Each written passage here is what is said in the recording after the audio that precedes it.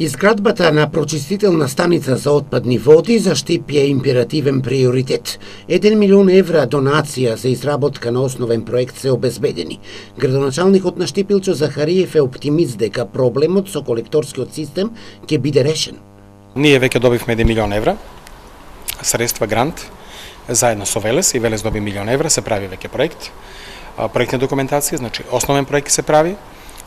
Парите се добиени грант преку Министерството за животна средина, затоа што за мене како градоначалник приоритет секако беше најнапред да се реши отпадните води од Берово, Пекчево, Делчево, Македонска Каменица, Виница, Кочани, Карбинци и така натаму, сите населени места узводно од Брегалница, затоа што тие контаминираат Брегалница, а ние нека бидеме последни.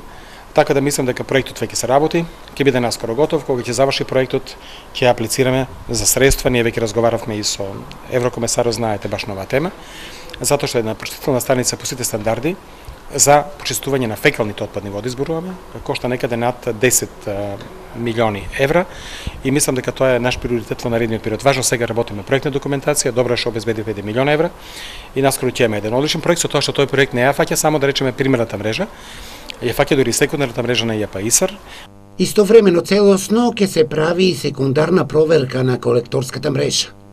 Проверуваме комплетно каква е состојбата на сите инсталации, во пакет да го решиме сето ова. Значи главниот колектор, да ги решиме сите пристапни цевководи од колекторот и на крајот да се направи почистување на отпадните води во нашиот град. Проблемот со отпадните фекалии е актуелен во сите градови на Источна Македонија.